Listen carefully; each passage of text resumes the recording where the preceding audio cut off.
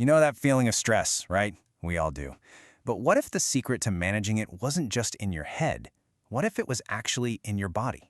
Today, we're going to dive into a really powerful biological way to find calm.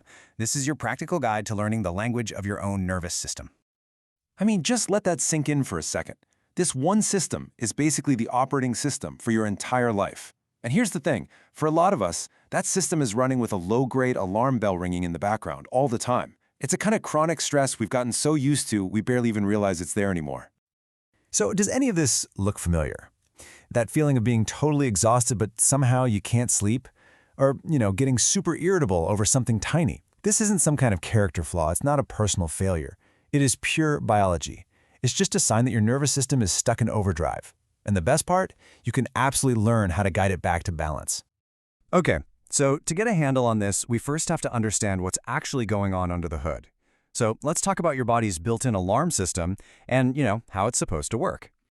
Think of your nervous system as having two main modes, kind of like gears in a car. You've got the sympathetic state, that's your gas pedal. It's all about survival, fight, flight, freeze. It floods your body with energy to handle a threat.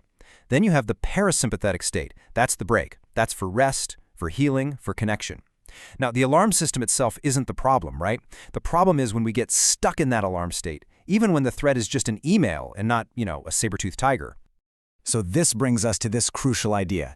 Regulation is a skill. It's something you can learn. It's literally the process of telling your body, hey, we're good. The danger's gone. You can stand down now. It's about learning how to manually hit the brakes when your body's forgotten where they are. And that is exactly what we are going to learn how to do right now. All right, now we get to the really practical stuff. Here are 3 incredibly simple, totally science-backed techniques you can use anywhere, anytime, to get some immediate relief. Think of this as your new toolkit. First up, we've got something called the physiological sigh. Now, this is so cool. Neuroscientists at Stanford have actually shown this is one of the fastest ways to tell your body to calm down. And the best part is, you already do this naturally. It's what your body does when you're about to fall asleep or after you cry. We're just going to learn how to do it on purpose. Why don't you try it with me right now? Okay, take a deep breath in through your nose. And now, before you let it out, sneak in one more little sip of air at the top. Really feel your lungs get full. Okay, now let it all go with a long, slow exhale through your mouth. Make the exhale longer than the inhale. Just do that 2 or 3 times. You are literally sending a direct signal to your brain that it's safe to relax. It's amazing. Okay, technique number 2 is all about grounding through your body. You know when your mind is just spinning out of control with anxious thoughts? Trying to think your way calm almost never works. So the trick is to use your body as an anchor to right here, right now. Go ahead and try this one too. Just put your feet flat on the floor. Can you actually feel the ground under you, the texture of your socks? Now, press the palms of your hands together, pretty firmly. Feel that pressure, the warmth. And finally, just notice the sensation of gravity, the weight of your body being held by the chair. See what that does? It pulls all of your awareness out of those future worries and slams it right back into the safety of this present moment. Our third tool for instant calm is called orienting. Your brain, by default, is constantly scanning your environment for threats. It's a survival thing. It's hardwired. So orienting is just the simple act of consciously telling your brain, hey, I've checked the perimeter and we are officially safe. So just let your eyes and your head slowly scan the room you're in. Don't rush it. And just silently, in your head, name 3 things you can see. Maybe a lamp, a plant, a picture frame. Okay, now listen. What are 2 things you can actually hear? Maybe it's the hum of your computer or traffic outside. And finally, what's 1 thing you can physically feel? Maybe it's the fabric of your shirt against your arm. This simple little game completely interrupts that internal alarm by forcing your brain to focus on real, external, totally neutral information. So, those first 3 tools, think of those as your emergency brake. They're fantastic for in-the-moment relief. Now, let's zoom out and talk about some long-term strategies, things you can do to build a more resilient, more balanced nervous system over time. This is such a key idea. Think about it. Stress and anxiety feel chaotic, right? They're unpredictable. So the opposite of that is rhythm. Slow, rhythmic, predictable movement is one of the most powerful ways to soothe your entire system and help it release that stored up tense energy. And this does not have to be a big, complicated thing. We're talking about something as simple as taking a walk and just paying attention to the rhythm of your feet hitting the pavement. Or maybe just gently rocking in your chair for a minute. Even just some slow, mindful stretching can send a powerful signal to your body that the threat is over and it's time to unwind.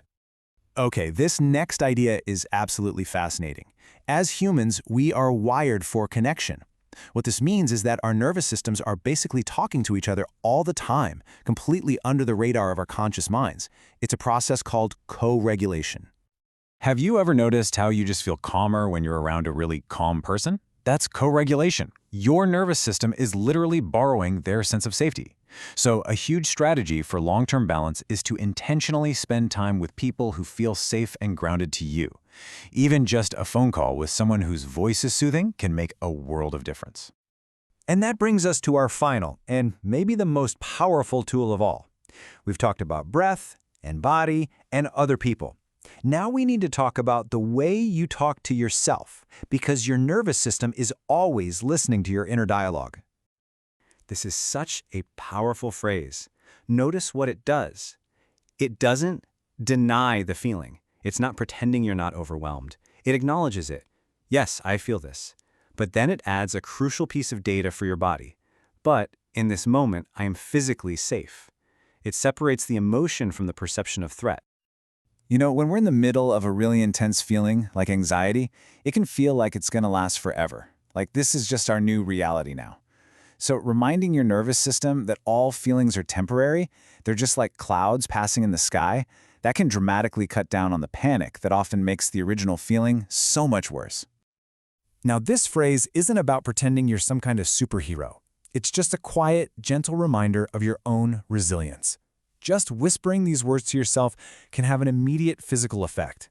You might notice your shoulders drop a little, your jaw unclenched, your breath gets deeper. You are literally speaking the language of safety directly to your own body.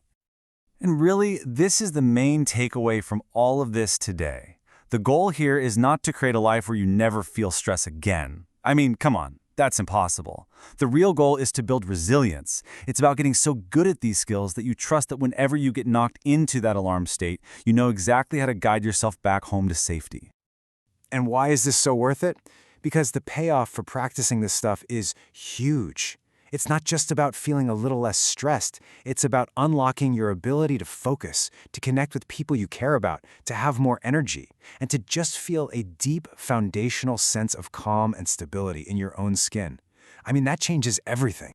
So, I'll just leave you with this question. Your nervous system isn't your enemy. It's your protector, and it's doing its best with a really ancient playbook. But now, you have a new one. So, which of these new tools will you use? How are you going to start speaking its language today?